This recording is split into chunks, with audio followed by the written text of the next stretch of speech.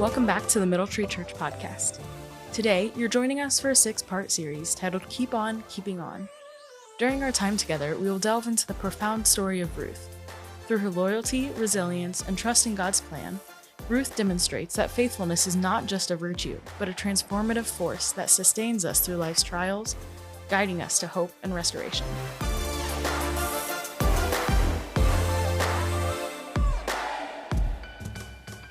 There are so many scenarios in life that people can find themselves in, like a hole that they can't get out of. And it's a hole that's so deep that the only way out is if someone intervenes.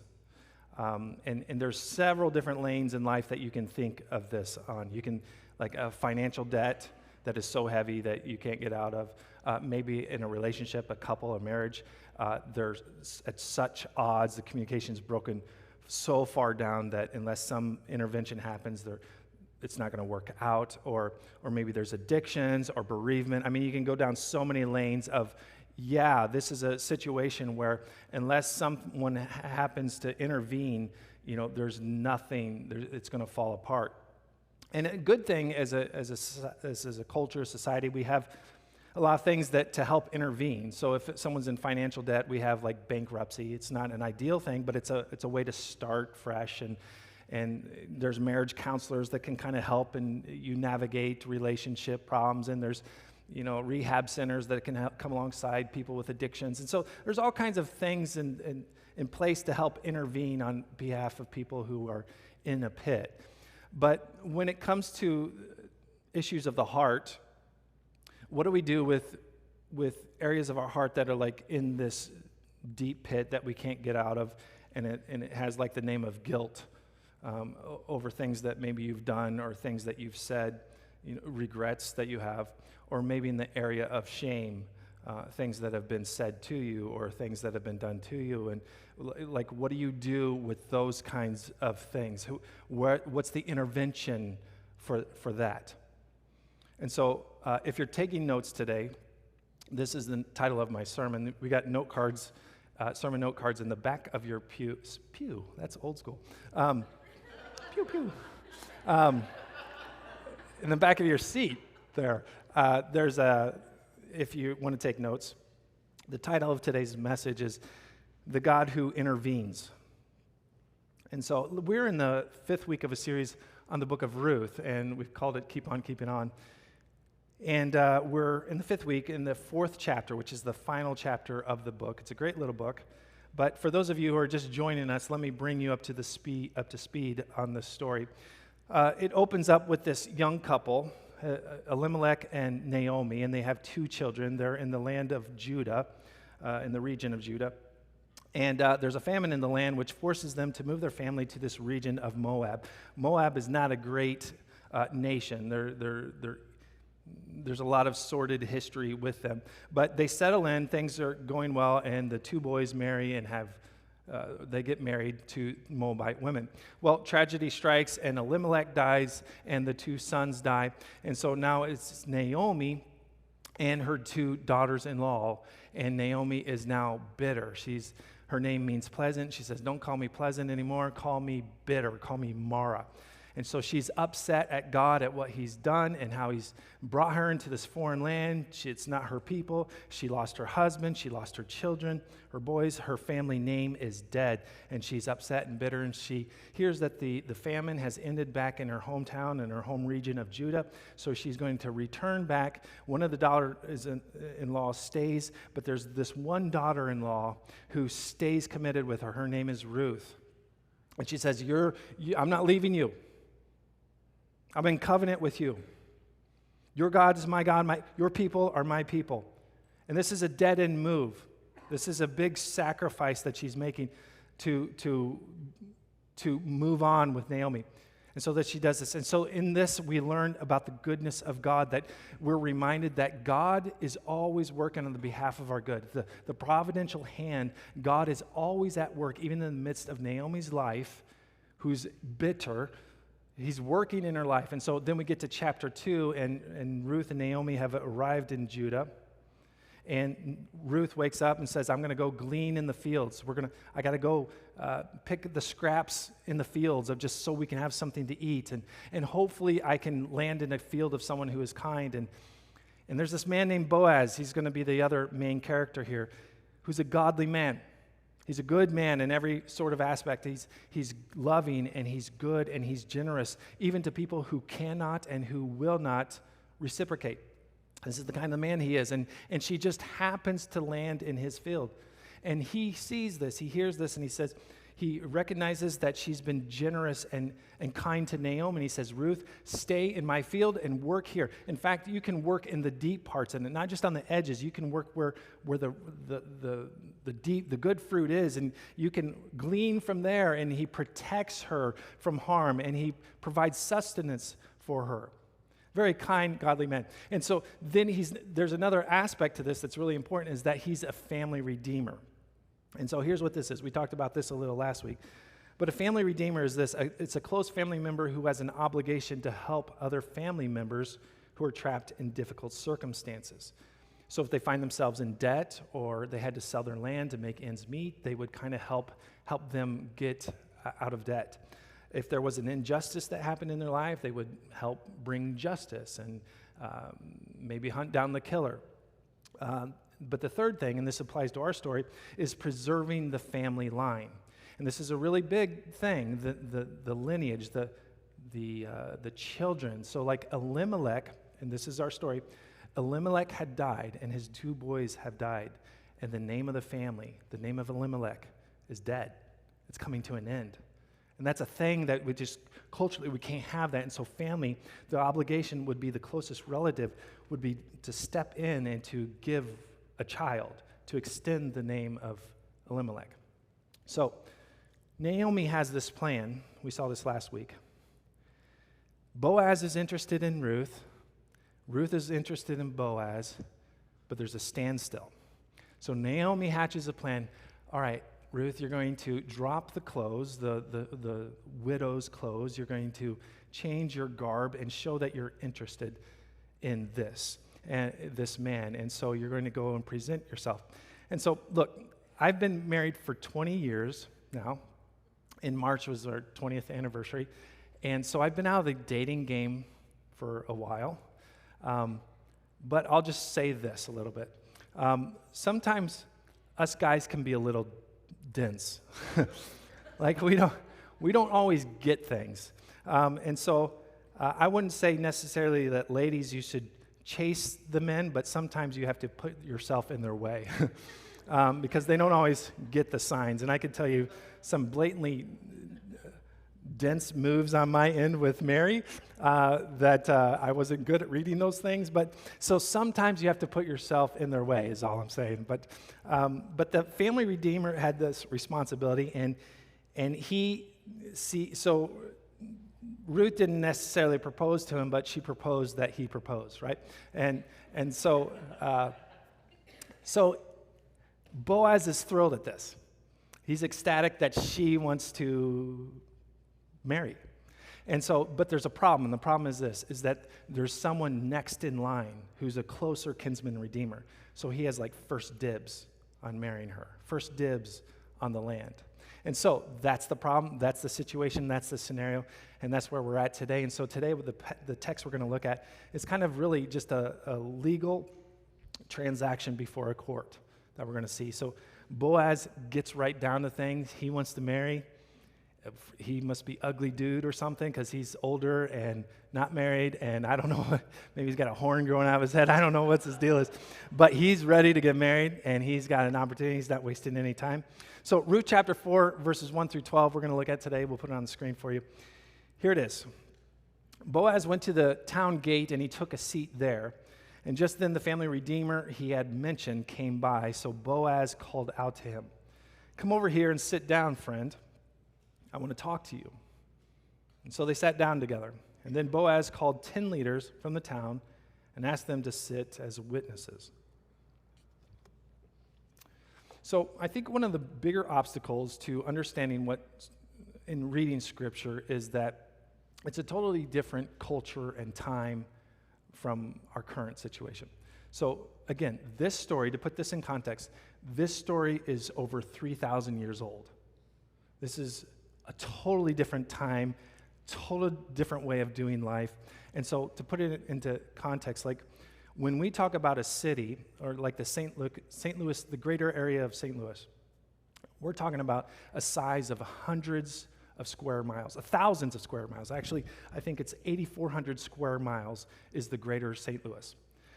Cities back then were like acres, like 3 acres. In greater St. Louis, we don't have like walls surrounding our city for protection. But back then, they had have walls around their cities to protect them from attack. We have many ways and roads and pathways into and throughout the city of St. Louis. They, in their towns, they would have walls, and there'd be up to like a handful of entrances into the city, oftentimes just either 1 or 2 ways in and out of the city. And so here's the interesting thing. Those few gates, or those 1 or 2 gates that they would have, everything would funnel and channel through those few gates. And so here's a picture here. This is from BiblePlaces.com, but this is a photograph from Beersheba, which is about 30 miles south of Bethlehem, where our story is taking place. And so at the city gate, you would have these so you'd walk into the city gate, and off to the side there would be a room over here and a room here. It'd either be 2 or 4 rooms, 2 on this side and 2 on this side, and they'd look like this. And in these rooms, they'd have these benches, and this is what Boaz is going to. And it's in these areas where business was transaction. This was the city hall. This was the marketplace in many ways. This was the courthouse where justice and decisions were made. So this is where kind of it all happened, right? They didn't have different regions. So it all happened at the city gate. And so when we read that Boaz goes to the city gate to sit at the city gate, this is what he's doing, because this is where everyone funnels through, and this is where he's going to run into the next in line to the family redeemer. And the family redeemer he does run into. We're going to the Bible doesn't give him a name, so we'll just give him the name of Deadbeat. Deadbeat Dan. And if your name is Dan this morning, we're glad you're here. And second thing, don't be a deadbeat, Dan. And so the Boaz goes and he finds this family redeemer, and he says, we need to talk. He grabs 10 elders, it says. This is going to be like a legal transaction is about to happen. He has an interest in acquiring the land, marrying Ruth. And so he gathers, the 10 elders would be like clan leaders, family leaders, elders of that community. And they would be witnesses to this conversation that Boaz is going to have with this other family redeemer. So here's the conversation. Verse 3, Boaz said to the family redeemer, you know Naomi, you know her, who came back from Moab. Again, this is a relative. The family redeemer would be a relative. Maybe Elimelech's brother, maybe Elimelech's cousin, we don't know. You know Naomi, our aunt, our relative, who came back from Moab. She is selling the land that belonged to our relative, Elimelech. I thought I should speak to you about it so that you can redeem it if you wish. If you want the land, then buy it here in the presence of these witnesses. But if you don't want it, let me know right away, because I am next in line to redeem it after you. You know Naomi, our aunt, our cousin, you remember going to her house when we were kids. You remember she babysat us. You remember the potlucks, the family reunions. You know Naomi. She took us to school. You know Aunt Naomi. You know her, our relative. You know Naomi. Well, she's here. Well, she's selling her land. I'm here representing her to sell her land. And you're first in line. You're the closest relative to her. And you get first dibs on this. And she's needing to sell the land. She's back from Moab. You know her situation about her husband dying. You know the situation about her kids gone. You know her situation. She needs to sell the land. And you're first in line. Are you interested? You've heard her situation. And he says he uses the word redeem. This is a key word. To redeem this land. Will you redeem this land? You're first in line. So again, here's what redeem means. the act of buying back or rescuing something or someone that was lost, enslaved, or in a state of bondage. So it takes three things, redemption. First one is that a person is in a hole. They're in a situation, they're in bondage, they're trapped. That's the first thing. Second thing, they can't get out. There's a debt so overwhelming they can't pay it off. They can't get out of the hole. It's so deep they can't climb out on their own. And the third thing, the only way out is if someone intervenes. Someone steps in and helps. That's redemption. And so Boaz says, will you redeem this land for Naomi? Naomi's in a hole. She has no husband. She has no sons. She has no income. She has land here, but it's sat. She's been away for 10 years. It's just kind of overgrown. She's an old woman. She can't go till the soil. She doesn't have money for seed. She can't get it all ready in time. But she's in a desperate situation. She cannot survive unless she sells this land. Will you redeem it for her? Will you help her out? Will you purchase this so that she isn't crushed by this debt? Will you help her? Will you bring Naomi under your protection? Will you bring her under your provision? And here's what the man replies. Old deadbeat Dan says, all right, I'll redeem it. And then Boaz, very sneakily, very crafty, says this. He says, well, of course, and you know this, the purchase of the land from Naomi also requires that you marry Ruth, the Moabite widow. That way she can have children who will carry on her husband's name and keep the land in the family. And then he says, deadbeat Dan says, then I can't redeem it, the family redeemer replied, because this might endanger my own estate. You redeem the land. I cannot do it. So to repeat. Okay, I'll do it. I'll buy the land. Oh, but you also have to marry Ruth and give her a child to extend Elimelech's name. You know, your brother, your cousin, our relative. Oh, well then, no, never mind. I'm not going to do that because that could endanger the welfare of my own family. So the man is interested because he sees it as an opportunity for him, an opportunity for himself. It has nothing to do about the welfare of Naomi. It has everything to do with his own welfare and his own well-being. He knew that if he were to purchase the land, that it would require taking on Naomi, but it's an older woman. How much longer did she have? She was bitter, willing to die. She was so old she couldn't have children, so he didn't have to try to give her any. But then, when he finds out that Ruth is involved, that Ruth, he has to marry her, that he would have to give her children. Here's where this become a problem for him, is that this would become a charity case for him. Because he would take and he would put up a large offering to buy this land, and then he would have to marry Ruth, give her a child, and then that child would not be his. This child would be Elimelech's. This would not be his kid. That kid would grow up and get that land back. So this is a charity case. He would just be giving money and then giving that land away to the kid, and then he would have to take care of Ruth and Naomi for the rest of their lives. This would be just a sacrifice of his resources. It would take away from his own children. Now, here's why I call him deadbeat. Because you might be thinking, well, what did he do wrong? He didn't do anything. And that's my point. He didn't do anything. Here's Naomi. He's the closest relative to her. She's been back in town for at least 2 months. We know this because they were there for the wheat harvest and the barley harvest. They've been there for at least 2 months. He's the closest relative to her, and he's done nothing. He's not even aware of the situation that Ruth is taking care of her. He's not even aware that Ruth is in the picture. And keep in mind, this is a small town. This is like acres wide. This isn't like St. Louis. It'd be like if someone, your closest relative, moved into town 3 blocks away from you, and they had a fire, and they lost their husband, they lost their children, and they're in a desperate need, and you don't go visit. You don't bring a meal. You don't stop by and pray with them. You don't pray or offer anything to them. That is what has happened in this situation. He's been a deadbeat. He doesn't even know anything about her situation and how she's making it. He's a deadbeat. And so he's just unwilling to redeem, and he had this huge chance to play a part in history.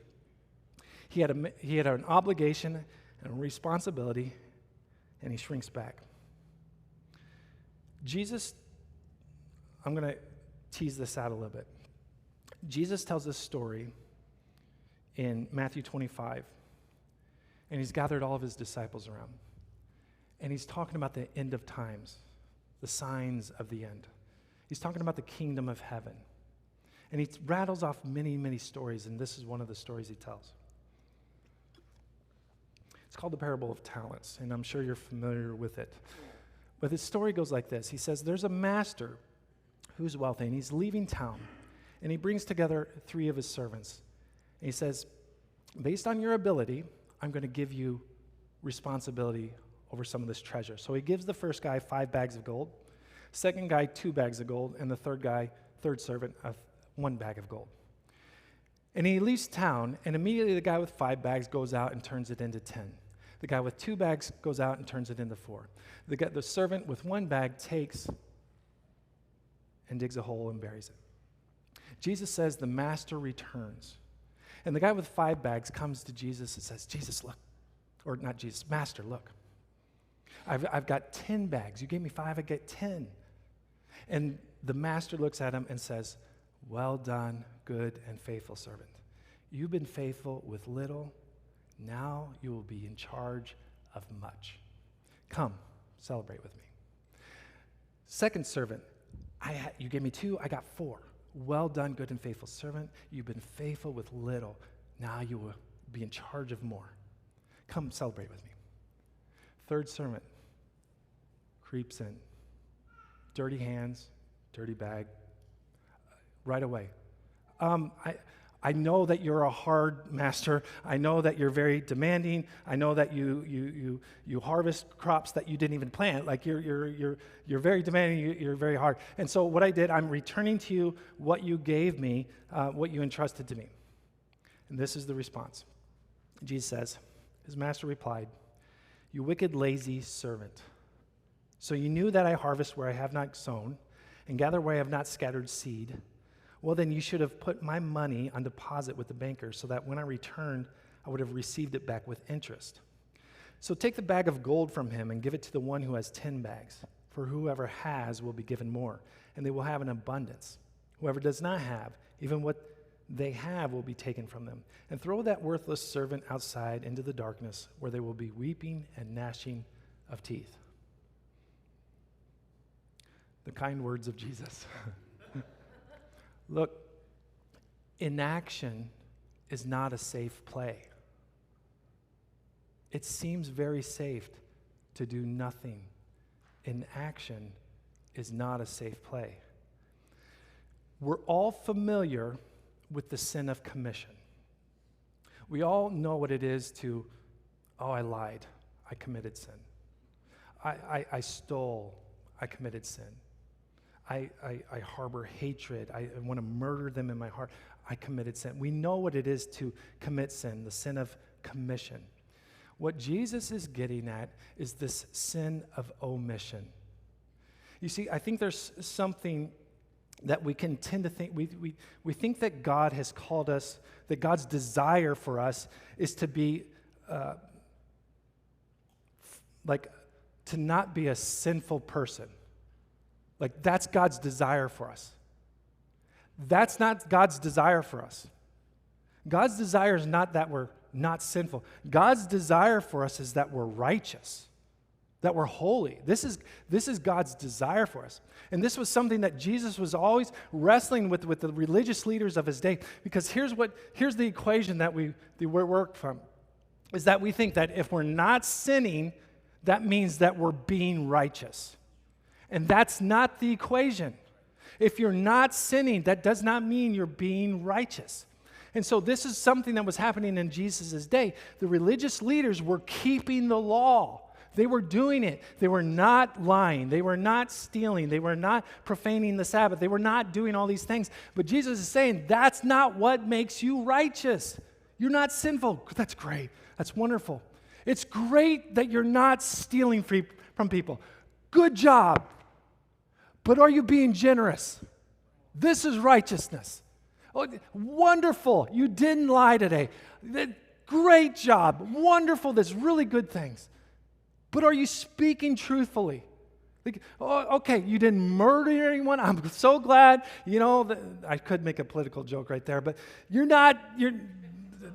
okay, maybe this is too early, I guess. But you could murder, and then it's great. You're not murdering people. Good job. That's not righteousness. Are you giving life to people? Are you pulling people out of the pit? Are you redeeming? This is what you're called to do.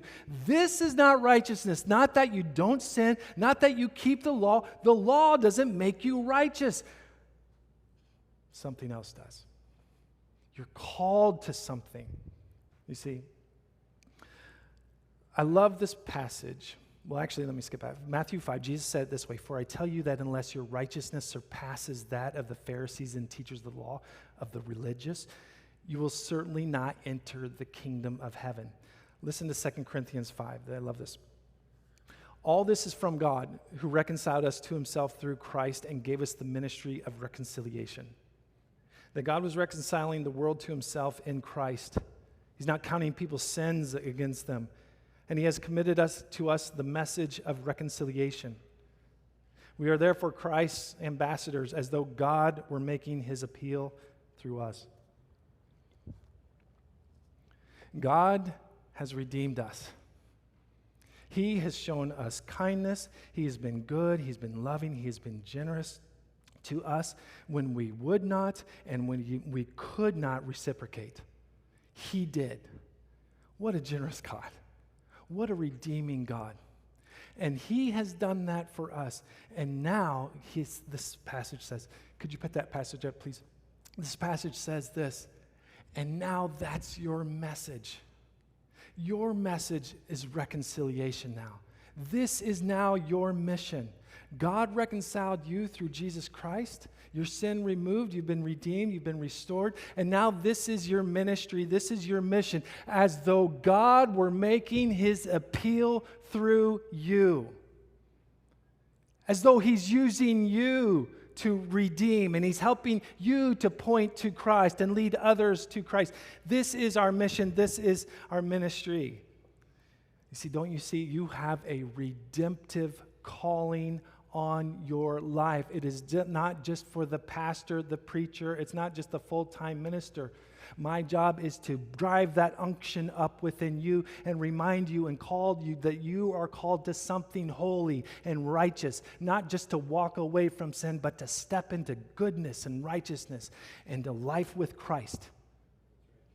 I'm preaching better than you're responding this morning right now, so I want you to know that.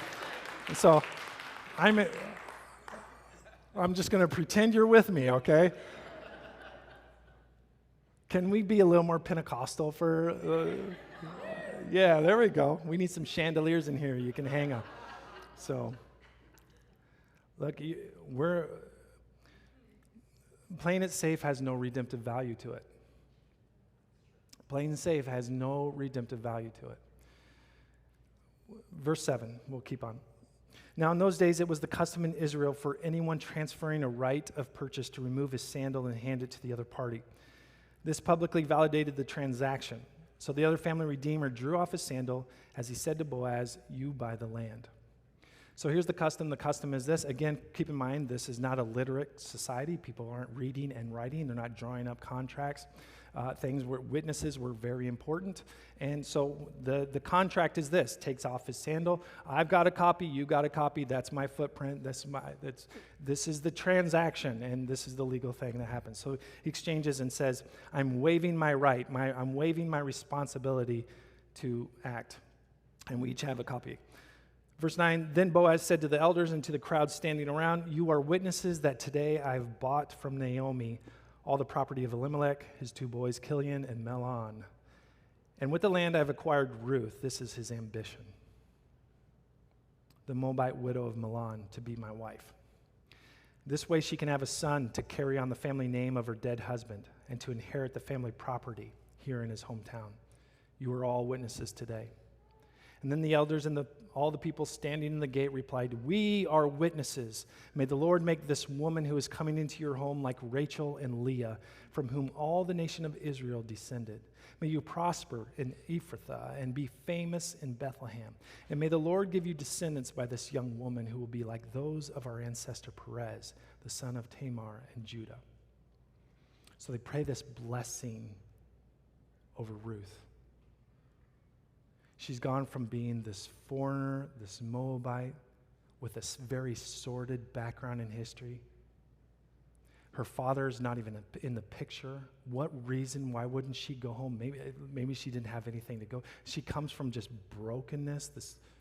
And here she is now, this foreigner, this outcast, is now being put in the same camp as the matriarchs of their family. Of Leah and Rachel. You are the matriarchs. May you be up there. And they're praying blessing over her descendants, the children that she would have. And we'll address this next week, so I won't talk about this much as we close out the book. But this son that she will have will just be God's plan for redemption. So you see the story of brokenness and abandonment, what seems like all is lost, and this story of redemption come out. You see what's happening is that Boaz, here, scholars call this, they look at the Old Testament and they see different types of people. They call them types. There are types of Jesus in the Old Testament. So Adam is a type of Jesus. Abraham is a type of Jesus. David and Boaz is a type of Jesus, meaning he's like a foreshadowing. He's kind of like an inkling, a taste of what is to come, an indicator, a sign of what is and what it will be like. And so Boaz is this type of Jesus. Charles Spurgeon, the great preacher, he calls Jesus the glorious Boaz. You see, Boaz was this redeemer. He steps into this woman's life. Ruth is us. Ruth is us, and that's the response we are to have to Jesus, is this surrender, and we'll talk about that in a second. But Jesus is this redeemer or Saul, and all of Scripture is pointing to this, that Jesus is the Word. Jesus is this redeemer for all of humanity. And so, again, let me remind you that redeeming is 3 parts. There's a person in the hole, and it's a hole they can't get out of. And the only way they can get out of it is if someone steps in, pulls them out. If someone intervenes, if someone sacrifices. Look who Jesus is. I want to paint a picture of who Jesus is for us. First, Jesus is able to redeem. He is your family redeemer. Boaz was able to redeem Ruth. Jesus alone can redeem us. Boaz did it with his financial wealth. Jesus did it with his sinless life. Jesus is able to redeem. But not only is he able, Jesus is willing to redeem. Boaz was willing to redeem Ruth. He wasn't forced to marry Ruth. He wasn't obligated. He could have taken off his sandal and passed it on to the next guy. He wasn't coerced into it. He did it because he loved Ruth. He did it because he desired Ruth. And likewise, Jesus wasn't coerced to go to the cross. It wasn't nails that hung him there. It was a willingness. It was a love. God desires you. He was willing to redeem you and I. And Jesus sacrificially paid for our redemption. Boaz sacrificially paid the price of redemption. Likewise, Jesus sacrificially paid the price for redemption. He took the death that we deserved. He lived the life we should have lived. He exchanged, this theologians call it the great exchange. He took what we deserved, and instead he took on our death and traded for us, extended us life. He paid the great sacrifice on the cross. And finally, Jesus made redemption available to everyone. Boaz not only redeemed Ruth, he redeemed her land. Likewise, Jesus came to redeem the world. for anyone, for whoever believes in him will not perish. Look, Jesus is our Redeemer. He is able, he is willing, he's sacrificially paid the price, and he's looking to offer to anyone, no matter what your present is, what your past is, no matter what's been done or what's been said, no matter what, no matter whether you cannot or you will not, he will, and he has done it, and he will continue to do it. You can walk in righteousness. It's not your righteousness, it is his righteousness. He's our great Redeemer, and you can know him. And the way we respond to Jesus is the way Ruth responded to Boaz. Sometimes you just got to make it known. You got to take off the widow clothes, the mourning clothes, and say, I'm ready. I can't make it happen. I can't make the marriage happen. This is your move, your call, but I'm going to get in the way. I'm going to just make it like here. I'm going to surrender my heart. I'm yours. And so no matter where you're at this morning, you have a Redeemer. No matter the hole you're in, no matter how deep, you have a Redeemer. Our Redeemer lives.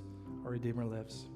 Let me pray. Lord, we love you. We thank you that you were not only just able, but that you were willing, and that you were willing to even lay down your life. What greater love is there than this, that you would lay down your life for another? And so you've done that for us, and you've done that for anyone who will believe, who will confess with their lips that you are Lord and Savior. And so we do that this morning. And God, I pray for this congregation that God, that you give us a vision for what you've called us into. So many times we live in a way that we're living in order to not be sinful, and that's not what we're called to.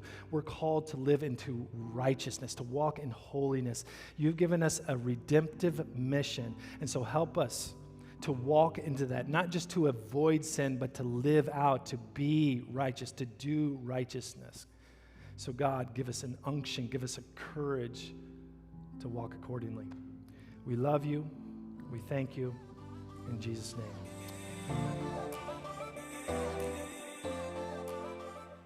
Thank you for joining us today at MiddleTree Church. If we're not yet connected, you can find us on Facebook and Instagram by searching MiddleTree Church, or by clicking the link in the description below.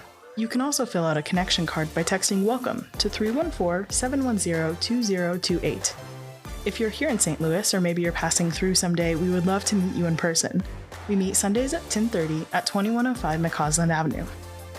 Thank you for listening. Now go and be the church.